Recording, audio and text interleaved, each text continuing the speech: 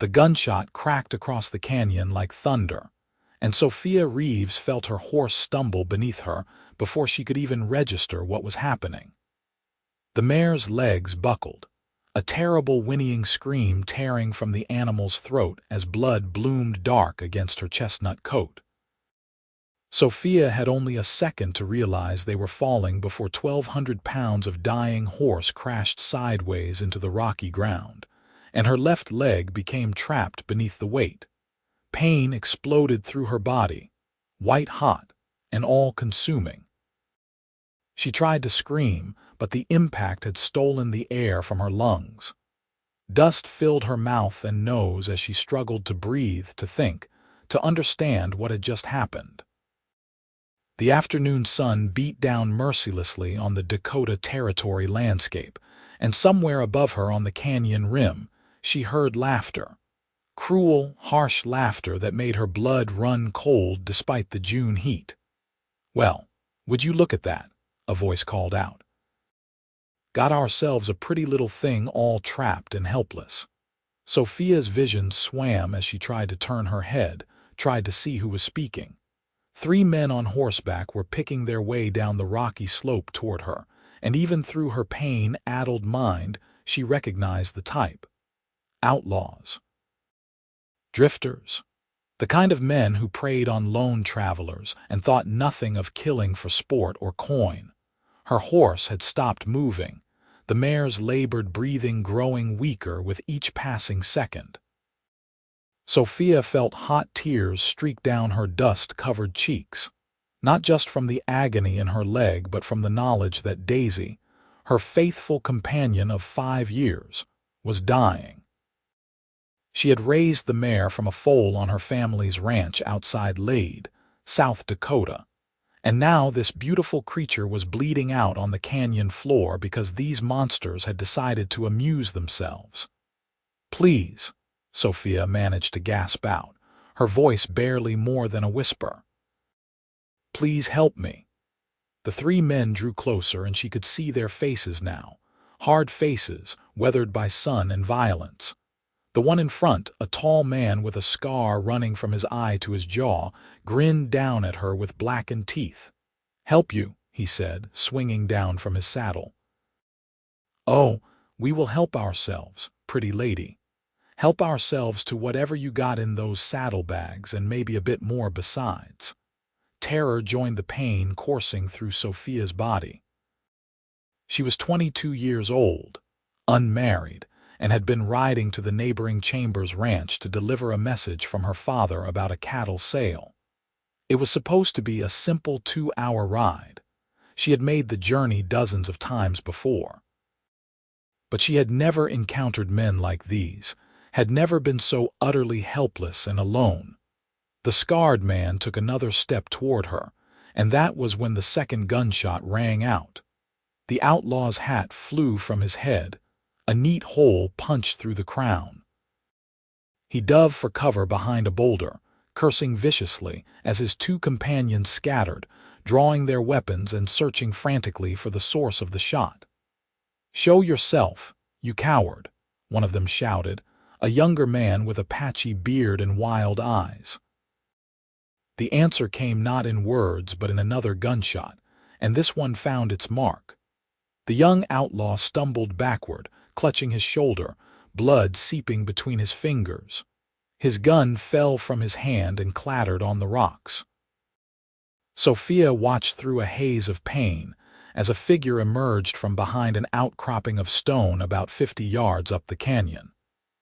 A man, tall and broad-shouldered, moving with the fluid grace of someone completely at ease in this harsh landscape. He wore dusty traveling clothes, a wide-brimmed hat pulled low over his face, and he carried his rifle with the casual confidence of someone who knew exactly how to use it. "You boys picked the wrong canyon to play your games," the stranger called out, his voice carrying clear and strong across the distance. There was something in his tone that made Sophia think of rolling thunder, of storm clouds gathering on the horizon, a promise of violence barely held in check. The scarred outlaw fired from behind his boulder, 3 quick shots that kicked up dust near the stranger's boots. But the man had already moved, dropping behind cover with practiced ease. When he rose again, his rifle was already aimed, and another shot echoed through the canyon. The third outlaw, who had been trying to circle around for a better angle, cried out and went down hard. "That is 2 of you bleeding," the stranger said. "The next shots will not be so generous."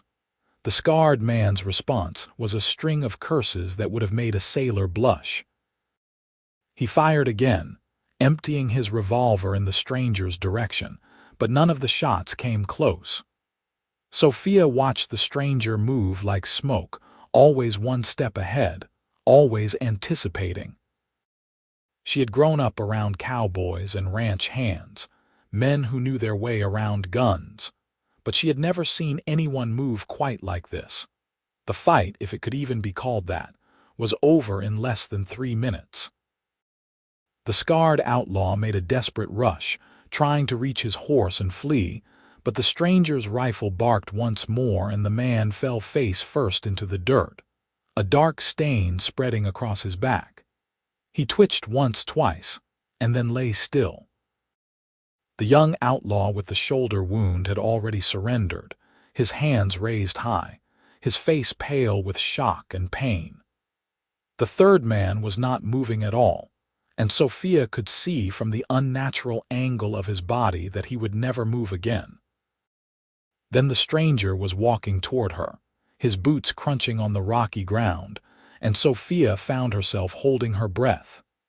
He holstered his rifle across his back and knelt beside her, and for the first time, she could see his face clearly beneath the brim of his hat. He was younger than she had expected, perhaps 26 or 27, with strong features tanned dark by the sun. His eyes, she noticed with a strange flutter in her chest, were a remarkable shade of blue-green, like the rivers that ran down from the Black Hills in spring. There was a hardness in those eyes, a weight of experience that spoke of difficult years, but also something else, something almost gentle as he looked down at her. "Easy now," he said softly, his hands moving carefully to check her trapped leg without causing additional pain. "My name is Benjamin Barrett. I am going to get you free, but I need you to stay as still as you can. Can you do that for me?" Sophia nodded, not trusting her voice. Up close, she could smell leather and sage and the sharp tang of gunpowder. Benjamin's hands were gentle despite their size, his touch careful as he assessed the situation. "Your horse is gone," he said quietly, and she heard real regret in his voice. "I am sorry. She was a fine-looking animal." "Daisy," Sophia whispered, fresh tears spilling down her cheeks. Her name was Daisy. Benjamin met her eyes and she saw understanding there. He nodded slowly, acknowledging the loss, giving it the weight it deserved. Then he turned his attention to the problem at hand. "Your leg is pinned, but the ground here is soft enough that I think I can dig you out without having to move the horse. That would be too dangerous, might cause more damage. Can you tell me your name?" "Sophia Reeves," she managed. "My father owns a ranch near Lead." "Reeves," Benjamin repeated, and something flickered in his expression. "I know that name. Your father is Marcus Reeves, the man with the big spread east of town." "Yes," Sophia said, wincing as Benjamin began carefully digging away the dirt and rocks around her trapped leg.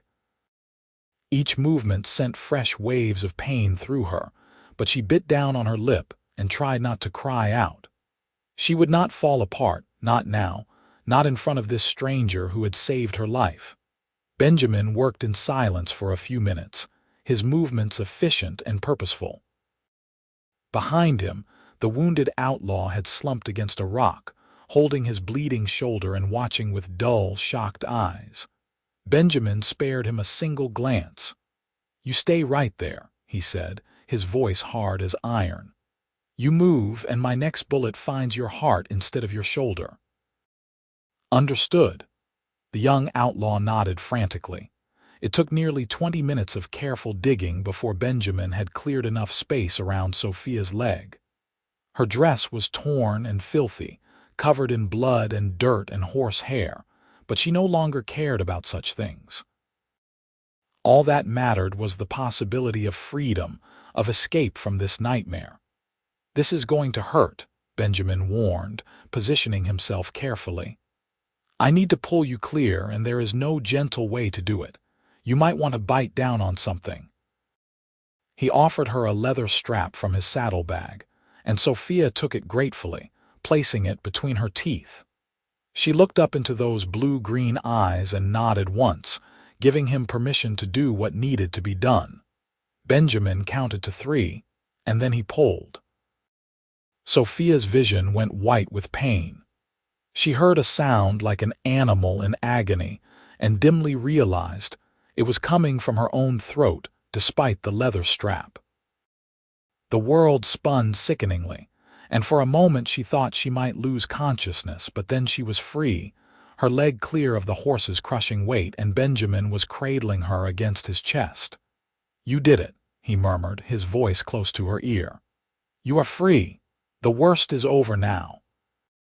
Sophia spat out the leather strap and drew in great, shuddering breaths. Her leg was still screaming with pain, but it was somehow different now, more bearable, now that she was no longer trapped.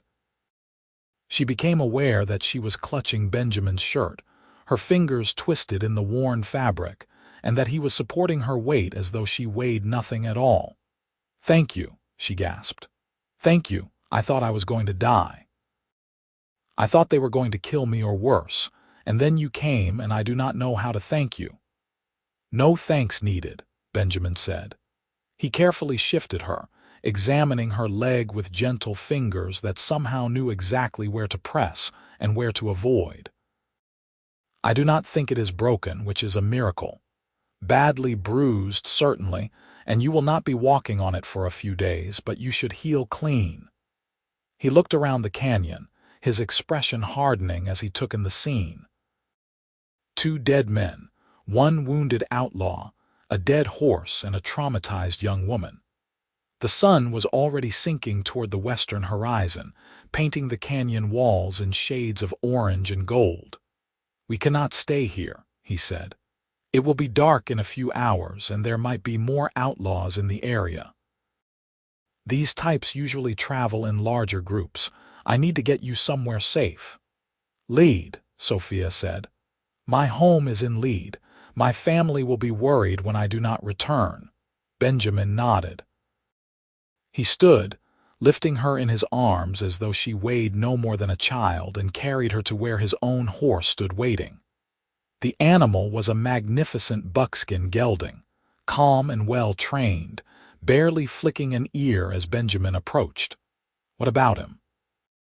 Sophia asked, nodding toward the wounded outlaw.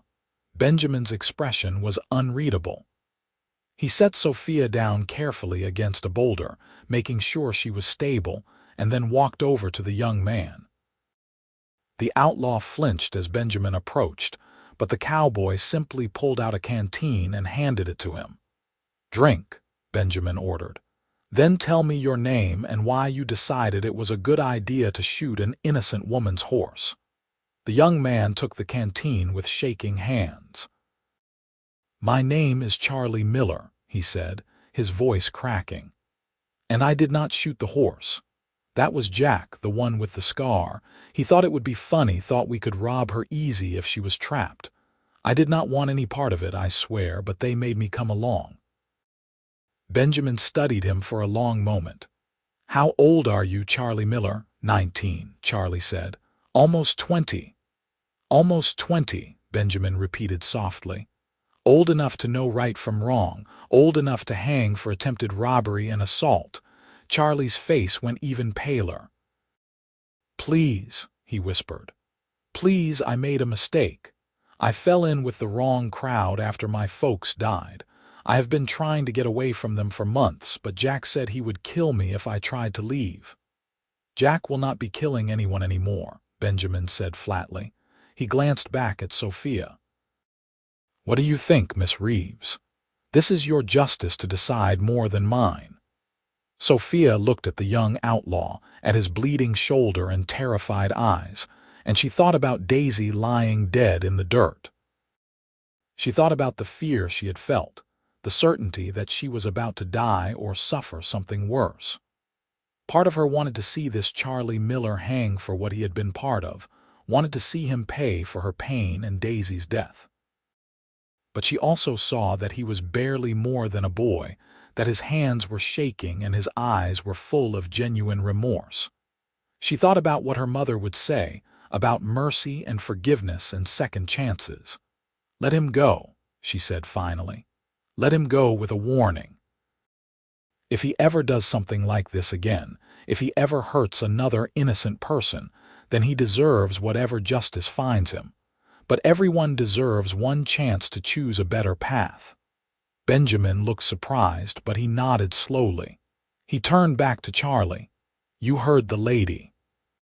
She is giving you a gift you do not deserve. My advice would be to take it seriously.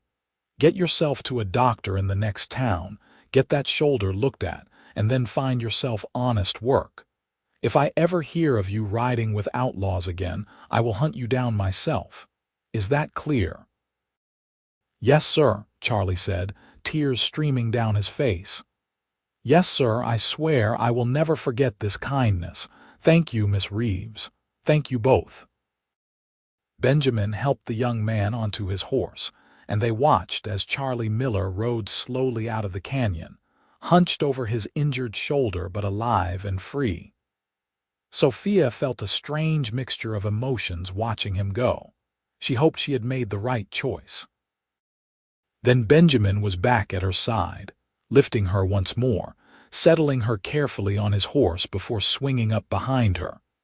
His arms came around her to hold the reins, and Sophia found herself surrounded by his warmth, his solid presence.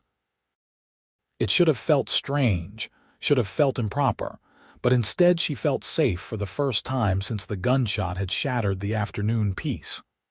"Hold on to me," Benjamin said softly. "It is a 2-hour ride to lead and the trail can be rough.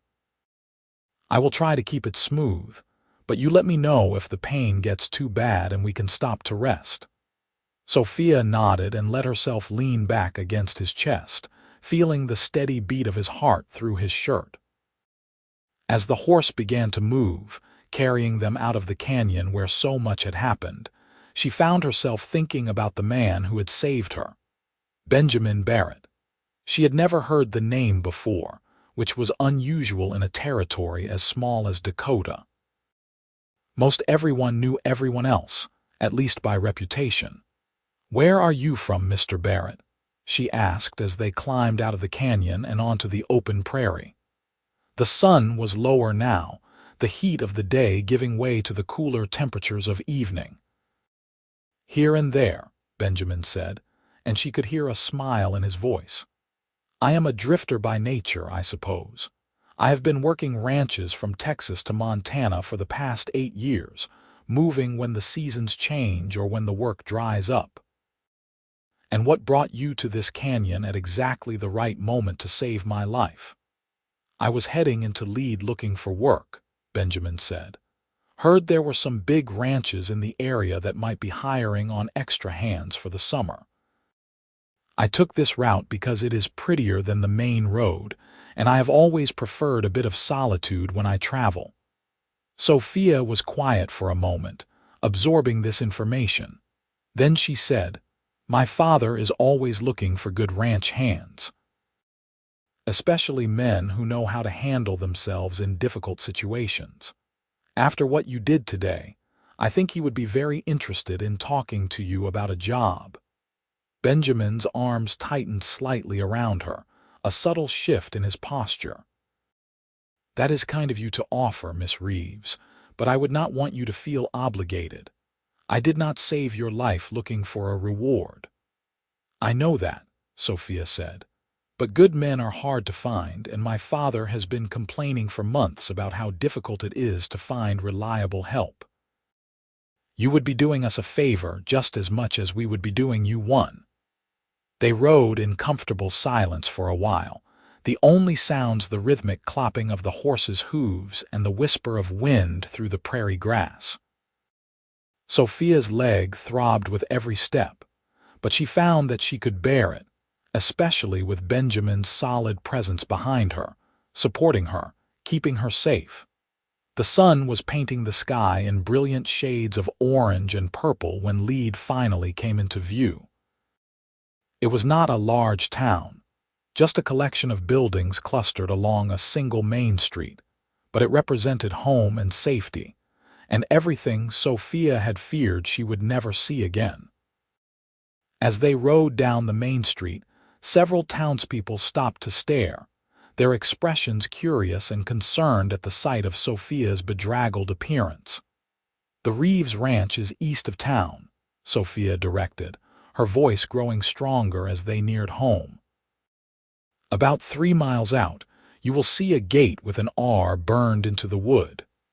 Benjamin nodded and guided his horse through town and out the other side. True to Sophia's description, the gate appeared after 3 miles, and beyond it stretched a sprawling ranch that spoke of prosperity and careful management. There were multiple buildings, a large main house painted white with a wraparound porch, several barns and outbuildings, and corrals full of horses and cattle.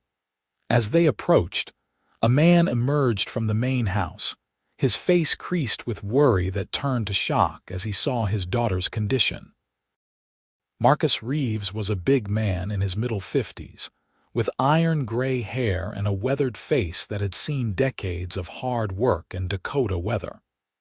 He rushed down the porch steps, his wife Elizabeth appearing behind him, her hand flying to her mouth in horror.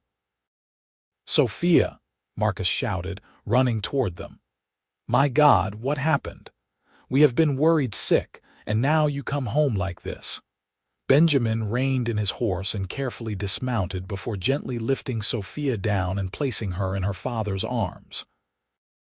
Elizabeth Reeves was at her daughter's side immediately, her hands fluttering over Sophia's torn dress and bruised leg, tears streaming down her face. "Outlaws," Sophia said, her voice cracking now that she was finally home, finally safe. "They shot Daisy out from under me, and she fell and pinned my leg. They were going to rob me, maybe worse, but Mr. Barrett came and he saved me. He killed them and dug me out and brought me home." Marcus Reeves looked up at Benjamin, and Sophia saw a complex mixture of emotions cross her father's face. Gratitude, certainly, but also the instinctive suspicion of a protective father confronted with a stranger who had spent hours alone with his daughter. "Is this true?" Marcus asked. "It is true," Benjamin said simply. "Your daughter showed considerable courage today, sir. She has reason to be proud." Marcus studied Benjamin for a long moment, and then he stuck out his hand. "Then I owe you a debt I can never fully repay, Mr. Barrett. You saved my daughter's life, and that makes you a friend to this family for as long as you live." Benjamin shook the offered hand, and Sophia saw something pass between the two men, some understanding that did not require words. Then Elizabeth was insisting that they get Sophia inside, that they send for the doctor immediately, that someone bring water and bandages and warm blankets. The next hour passed in a blur of activity. Dr. Harrison arrived from town, a kindly old man who had been practicing medicine in the territory for 30 years. He examined Sophia's leg thoroughly, prodding and poking while she gritted her teeth against the pain, and finally pronounced that Benjamin had been correct. No broken bones, just severe bruising and muscle damage that would heal with rest and care. "You are a very lucky young lady," Dr. Harrison said as he wrapped her leg in clean bandages. "A few inches different and that horse could have crushed your leg beyond repair. As it is, you will be sore for a few weeks, but you should make a full recovery." While the doctor worked, Benjamin had remained outside, seeing to his horse and keeping a respectful distance. But Marcus Reeves would have none of that. As soon as the doctor had finished and departed, Marcus went outside and all but dragged Benjamin into the house, insisting that he stay for dinner and that they talk about proper compensation for his heroic actions. Sophia had been installed in her bedroom upstairs, but she refused to stay there. Over her mother's protests, she hobbled downstairs to the dining room, determined to be present for the meal. Her parents exchanged meaningful looks, but did not argue. They knew their daughter well enough to recognize when she had made up her mind about something. Dinner was a strange affair, simultaneously celebratory and somber.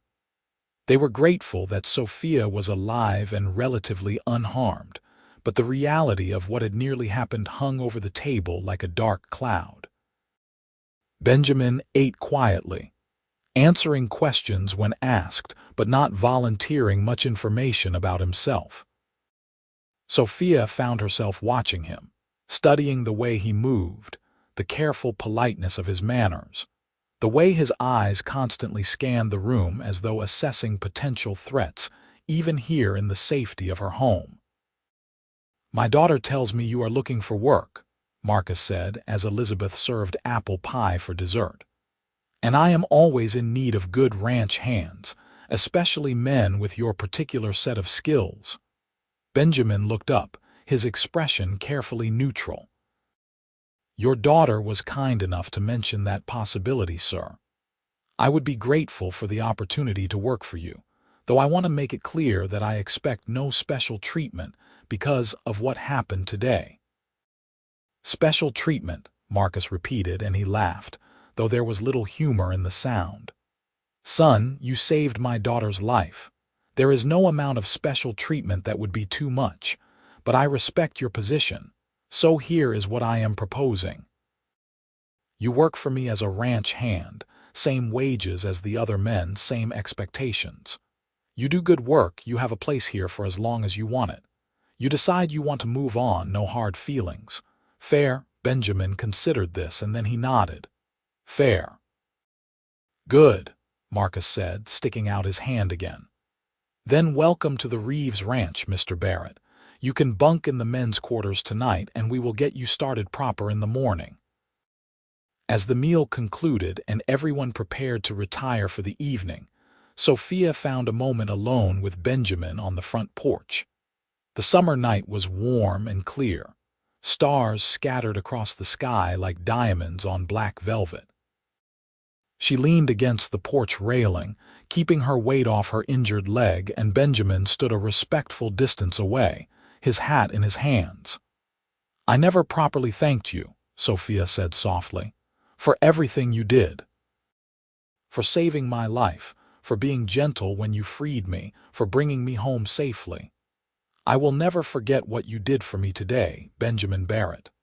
Benjamin looked down at his hat, turning it slowly in his hands. "I am just glad I was there," he said. "The thought of what might have happened if I had taken a different route, if I had arrived even a few minutes later, it does not bear thinking about. But you were there," Sophia said, "and I am here, alive and safe because of you." She reached out impulsively and touched his arm, and even through the fabric of his shirt, she could feel the solid strength of him, the warmth of his skin. Benjamin looked up at her touch, and their eyes met, and Sophia felt something shift in the air between them. Something electric and indefinable, a connection she had never felt with anyone before. Benjamin cleared his throat and took a small step back, breaking the contact. "You should rest, Miss Reeves. You have been through an ordeal today. You need sleep and time to heal." Sophia wanted to protest, wanted to ask him to stay a bit longer, but she recognized the wisdom in his words. She was exhausted, her body aching, her emotions raw and turbulent. "You are right," she said, "but I hope we will see each other often. Since you are working for my father now, I imagine we will cross paths regularly." "I imagine we will," Benjamin agreed, and there was something in his voice, something warm and promising, that made Sophia's heart skip a beat. She watched him walk away toward the men's quarters, his tall figure silhouetted against the starlit sky, and she knew with sudden certainty that her life had changed forever that day in the canyon. Not just because of the danger she had faced, but because of the man who had saved her. Benjamin Barrett had ridden into her life like a hero from one of the dime novels she secretly read, and she found herself hoping desperately that he would stay. The next few weeks passed in a strange, suspended sort of way. Sophia's leg healed slowly but steadily, and she spent her days helping her mother around the house, doing light chores that did not require much walking, and watching out the windows as the ranch hands went about their work. She found her gaze drawn again and again to one particular figure, always recognizing Benjamin even from a distance by the way he moved, the set of his shoulders, the careful competence with which he approached every task. Benjamin proved himself to be an exceptional ranch hand. He was up before dawn every morning, working harder than most of the other men, never complaining about the difficult or dirty jobs. Marcus Reeves began giving him more responsibility, trusting him with the more challenging horses, sending him out to check on distant parts of the property, consulting him on matters of herd management and pasture rotation. "That Barrett fellow is worth 3 regular hands," Marcus commented one evening at dinner. "Best hiring decision I have made in years." Sophia felt a flush of pride at her father's words, as though Benjamin's success reflected on her somehow. She wanted to see him, to talk to him, to recapture that strange electric moment they had shared on the porch the night he brought her home. But Benjamin seemed to be avoiding her, always finding reasons to be working in distant fields whenever she appeared, keeping a careful and respectful distance that both frustrated and intrigued her. It was not until 3 weeks after the incident in the canyon that Sophia finally cornered him. Her leg had healed enough that she could walk without limping, and she used her newfound mobility to venture out to the horse corrals where Benjamin was working with a particularly spirited young stallion. "That is Thunder," Sophia said, making her presence known. "He has always been wild, resistant to training. My father was considering selling him, said he might never be rideable." Benjamin looked up, and Sophia saw surprise flash across his face before he schooled his expression back to careful neutrality. "He is spirited, certainly," Benjamin agreed. "But not mean. There is a difference. He has just never had anyone take the time to understand him, to earn his trust rather than try to break his spirit." Sophia climbed up on the corral fence, settling herself on the top rail and watching as Benjamin moved around the stallion in slow, patient circles. The horse watched him warily, ears flicking back and forth, but there was none of the wild-eyed panic that usually accompanied anyone entering Thunder's space. "You have been avoiding me," Sophia said, deciding that directness was the best approach. "Why?" Benjamin's hand stilled on the lead rope. He did not look at her when he answered. "I have been working, Miss Reeves. Your father is paying me to do a job, and I take that responsibility seriously." "My name is Sophia," she said, "and you know perfectly well that is not what I meant. You can barely look at me anymore. Every time I come near, you find a reason to leave. Have I done something to offend you?" "No," Benjamin said quickly, finally meeting her eyes. "No, Sophia, you have not done anything wrong. It is just complicated." "Then uncomplicate it," Sophia said. "Explain it to me, because I do not understand." Benjamin sighed and looped the lead rope over a fence post, giving Thunder a gentle pat before walking over to where Sophia sat. Up close, she could see the conflict in his eyes, the war between what he wanted to say and what he thought he should say. "You are the boss's daughter," Benjamin said finally.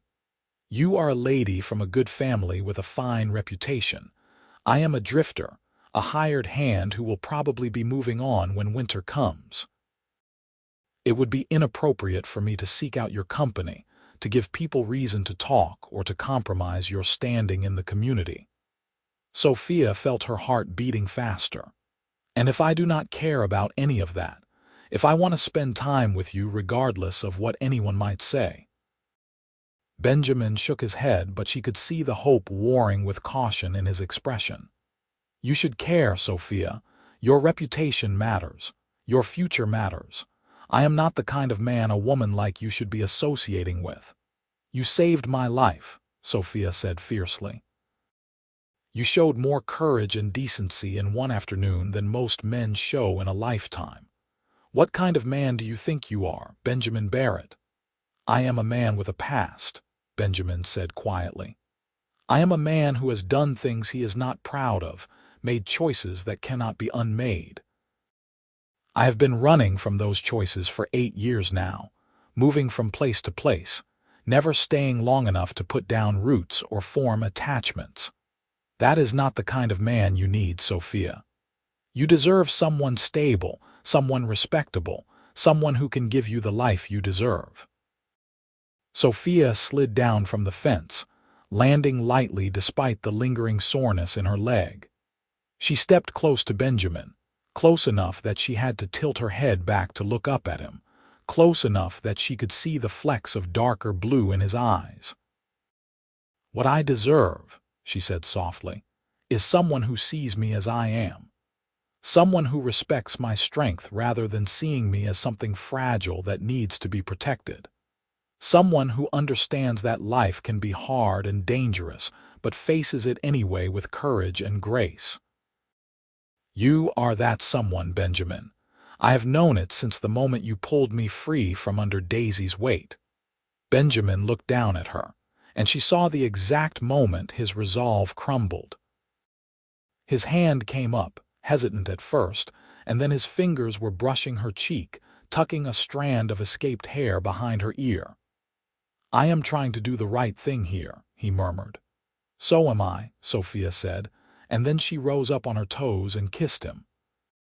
For a moment, Benjamin froze, and Sophia felt a flash of panic that she had misread the situation, that she had been too forward, that she had ruined everything. But then his arms came around her, and he was kissing her back with a fierce tenderness that made her head spin and her heart soar. She had been kissed before, awkward stolen moments at church socials and barn dances, but this was different.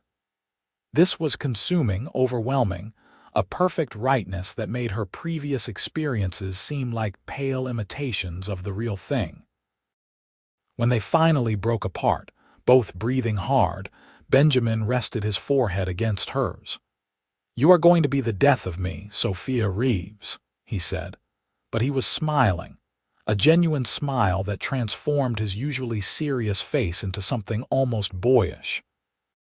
I certainly hope not, Sophia said. I have rather ambitious plans for us, and they all require you to be alive and well. Benjamin laughed, the sound rusty as though he did not do it often enough, and pulled her close again. They stood like that for a long moment, wrapped in each other's arms, until thunder whinnied impatiently from his side of the corral and reminded them that the world still existed beyond their private bubble. Over the following months, Sophia and Benjamin conducted what they both insisted was a proper courtship, though the intensity of their feelings made propriety sometimes difficult to maintain. They took walks together in the evenings, always within sight of the house to preserve the appearance of respectability. They sat together at church on Sundays, Benjamin uncomfortable in borrowed dress clothes, but enduring for Sophia's sake. They talked for hours about everything and nothing, sharing their hopes and dreams and fears, learning each other's minds as thoroughly as they had learned each other's hearts. Benjamin told her about his past, the parts he had been running from. His father had been a violent drunk who had beaten Benjamin's mother until Benjamin, at 18, had finally stood up to him. The confrontation had ended with his father's death, an accident more than murder, but Benjamin had not waited around to see if the law would see it that way. He had run, leaving behind his home in Missouri, and everything he had known, driven by guilt and fear and the need to become someone different from his father. "I have spent 8 years trying to prove that I am not him," Benjamin told her one evening as they sat on the porch swing, the summer insects singing in the warm air. "Trying to be the kind of man my mother deserved to have in her life instead of the monster she got. But I am terrified that I carry his darkness in me, that one day I will become exactly what he was." Sophia took his hand in both of hers, holding it tight. "You are nothing like what you have described," she said firmly. "A man who was truly violent, truly dangerous, would not spend 8 years working honest jobs and helping people. He would not have saved me in that canyon. He would not treat horses with patience and kindness." "You are a good man, Benjamin Barrett, and I will keep telling you that until you believe it." Benjamin pulled her close, his lips brushing the top of her head. "You make me want to believe it," he whispered. "You make me want to stop running and finally build a life somewhere. With you." As summer gave way to fall, their relationship deepened and matured. Marcus and Elizabeth Reeves had initially been wary of their daughter's growing attachment to the Drifter ranch hand, but even they could not deny the genuine nature of Benjamin and Sophia's feelings for each other. More importantly, they could see the positive changes in both young people. Benjamin became more settled, more confident, his haunted look gradually fading. Sophia bloomed with happiness, her natural strength and spirit enhanced by the security of being loved and valued by someone who truly understood her. In October, as the leaves turned gold and the air took on the crisp bite of approaching winter, Benjamin asked Marcus Reeves for permission to marry his daughter. The conversation took place in Marcus's study, with both men nervous for different reasons. "I know I am not what you envisioned for Sophia," Benjamin said, standing straight and meeting Marcus's eyes directly. "I have no property, no family name, nothing to offer her except myself and my promise to love her and protect her for the rest of my life. But I am asking anyway, because I cannot imagine my future without her in it." Marcus studied the young man before him, seeing the sincerity in his eyes, the determination in his stance. He thought about the past several months, about how hard Benjamin had worked, how much he had contributed to the ranch, how happy his daughter had been. "You saved my daughter's life," Marcus said finally. "And then you won her heart with your character and your decency. What father could ask for more than that? You have my blessing, Benjamin, and my gratitude for making my daughter happier than I have ever seen her." They were married in November, a simple ceremony in the Lead Church with the whole town in attendance. Sophia wore her mother's wedding dress, altered to fit her taller frame, and carried a bouquet of the last autumn wildflowers. Benjamin wore a new suit purchased especially for the occasion, and when he saw Sophia walking down the aisle toward him, his eyes grew suspiciously bright. The minister pronounced them husband and wife, and when Benjamin kissed his bride, the congregation erupted in applause and cheers. Sophia felt tears of joy streaming down her face as she looked up at her new husband, this man who had ridden into her life when she needed him most, and had stayed to build a future with her. Marcus gifted them a small parcel of land on the far eastern edge of the ranch, good grazing land with a creek running through it, and a grove of cottonwood trees that provided shade in summer. Through the winter, Benjamin worked with other ranch hands to build a house there, a modest but sturdy structure that would be their first real home together. They moved in during the spring of 1878, and Sophia set about making the house into a home with characteristic determination. She hung curtains she had sewn herself, arranged furniture built by Benjamin's capable hands, and planted a garden that she hoped would provide vegetables through the coming summer. Benjamin continued working for Marcus, now as a partner of sorts in the larger ranch operation. His status elevated from hired hand to son-in-law and respected cattleman in his own right. Their first year of marriage was not without challenges. There were harsh storms that winter, times when money was tight, moments when Benjamin's old demons resurfaced and he withdrew into himself, haunted by memories of his father and fears that he might somehow repeat those patterns. But Sophia was always there, steady and strong, reminding him of who he truly was and who they were building their life to be. In the spring of 1879, Sophia discovered she was pregnant. She told Benjamin one evening as they sat on the porch of their little house, watching the sun set over their land, and she watched with delight as his face transformed from surprise to wonder to pure joy. "A baby," he said, his hand moving to rest gently on her still flat stomach. "We are going to have a baby." "You are going to be a father," Sophia confirmed, her own joy matching his. "And you are going to be wonderful at it because you know exactly what kind of father not to be, and you have spent years becoming the opposite of that." Benjamin pulled her close, his face buried in her hair, and she felt the dampness of his tears against her neck. "I swear," he whispered, "I swear I will be the father this child deserves. I will be patient and kind and present. I will teach them to be strong and brave and good.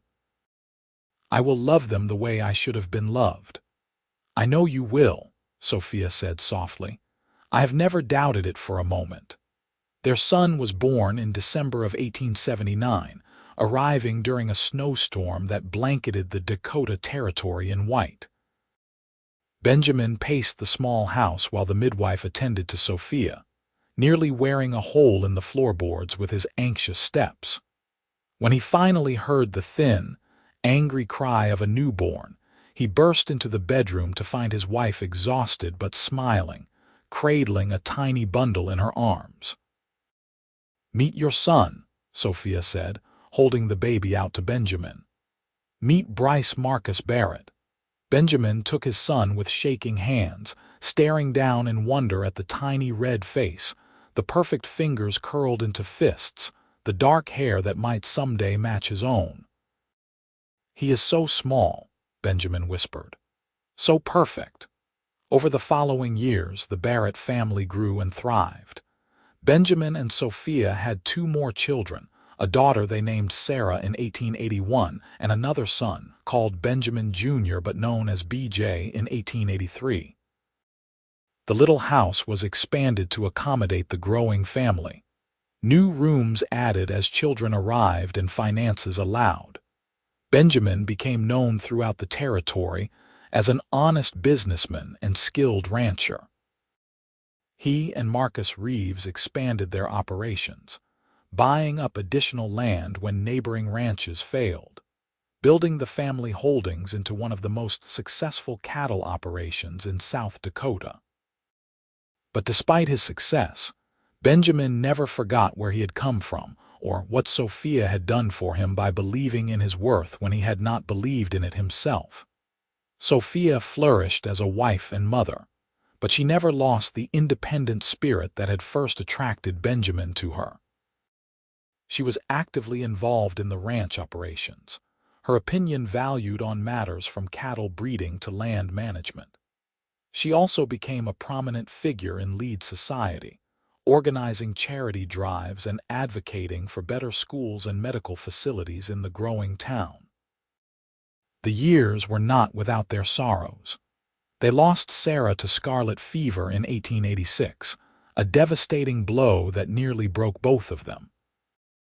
Benjamin retreated into himself for months, guilt and grief warring in his heart, old fears resurfacing that he was cursed, that anyone he loved was doomed to suffer. But Sophia, even in her own profound grief, would not let him withdraw completely. She pulled him back, reminding him that they still had two sons who needed their father, that Sarah's memory deserved to be honored by living fully rather than hiding from life. They had two more children after Sarah's death. Daughters they named Susan in 1888 and Stella in 1890.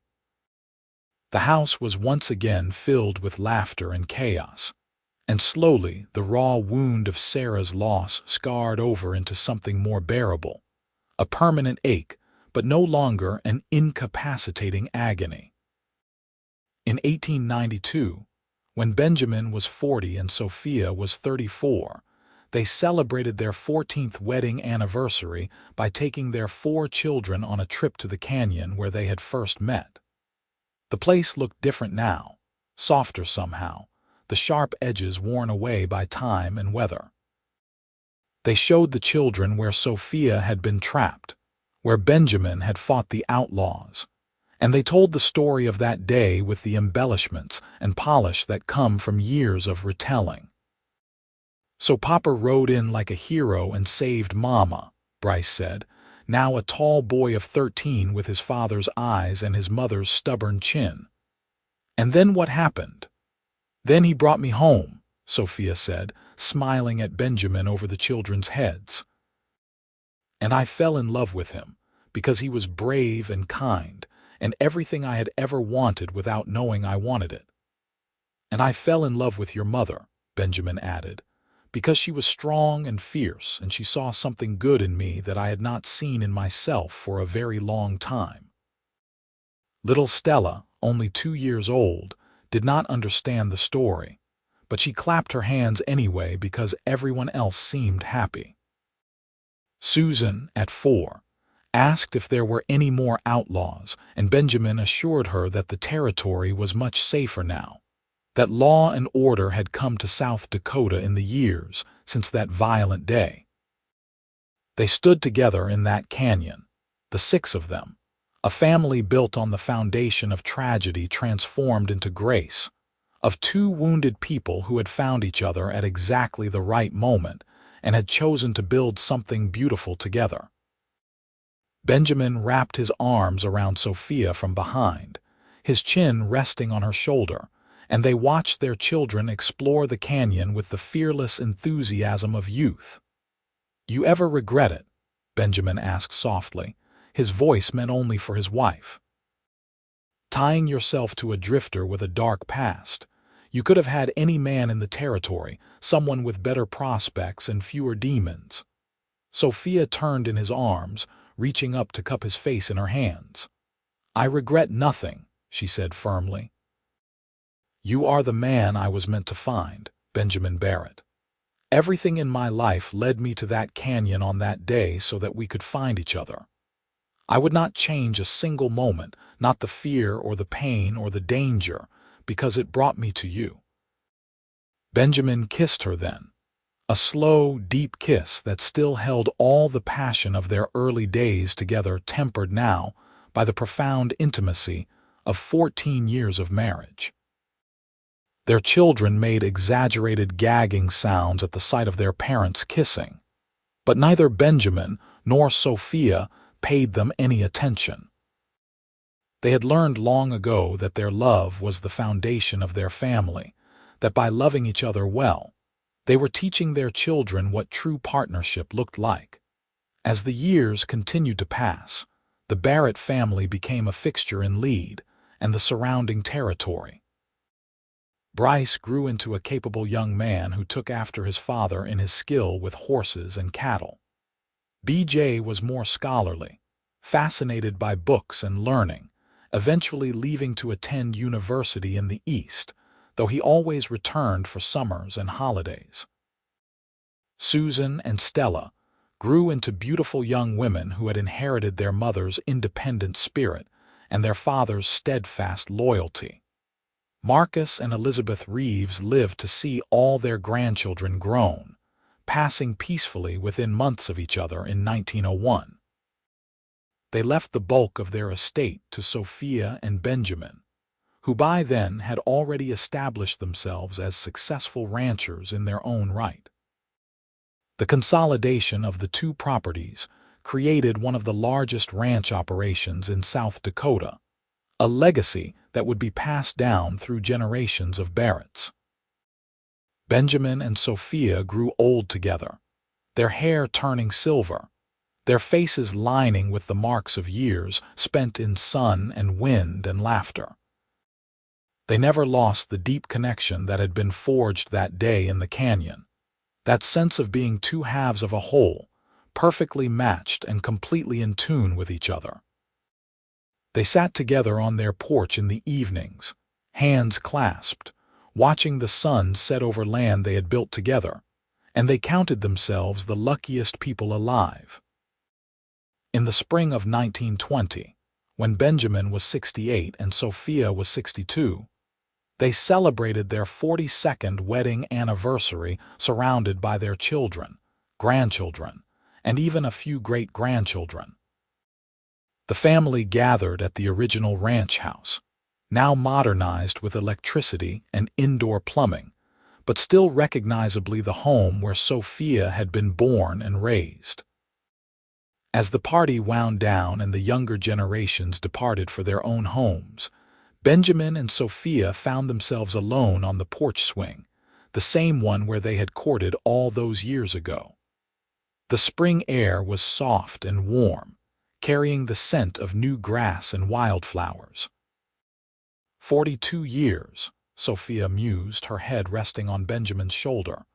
Where did the time go? Into building a life, Benjamin said, into raising children and creating a legacy and loving you every single day. Do you remember that day in the canyon? Sophia asked.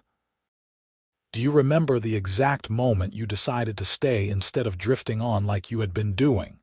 Benjamin was quiet for a long moment, thinking back across the decades.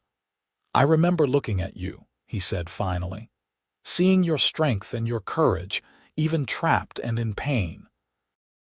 And I remember thinking that here was someone worth staying for, someone worth becoming a better man for. I did not decide to stay right then, but the seed was planted that day.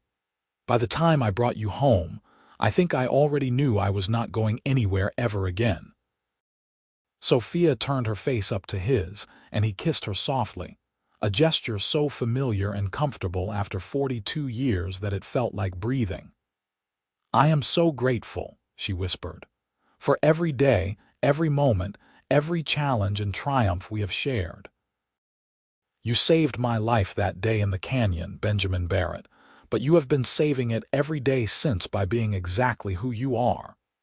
And you saved mine, Benjamin replied. You saw past the guilt and fear to the man I could be. You believed in me when I could not believe in myself. Everything good in my life, everything that matters, came from that day when I rode into the canyon and found you. They sat together in comfortable silence as the stars emerged one by one overhead, the same stars that had shone down on them that first night, the night Benjamin had brought Sophia home, and they had shared that first electric moment on this very porch. The world had changed dramatically in the intervening decades, but this, their love and their partnership, had remained constant and true. Benjamin Barrett and Sophia Reeves Barrett lived another decade together, never spending a single night apart by choice. They passed away within hours of each other in the winter of 1930, both having reached their 80th year, their hands clasped together even in death. They were buried side by side in the Leeds cemetery, their shared gravestone bearing a simple inscription. Here lie two souls who found each other when they needed it most, and built a life on courage, love, and an unshakable faith in each other. Their children and grandchildren and great-grandchildren continued the ranching legacy they had built, the Barrett name becoming synonymous with integrity and hard work throughout South Dakota. And every generation heard the story of how it all began, that fateful day in 1877 when outlaws shot a horse and pinned a brave young woman, and a drifting cowboy with a troubled past rode in and saved her, not knowing that in doing so, he was saving himself as well. The ranch still stands today, now operated by the fifth generation of Barretts, And if you visit on a quiet evening, they say you can still feel the love that built it all, the profound connection between a cowboy and the woman he saved, who saved him right back by seeing his worth and offering him a reason to finally stop running and start living.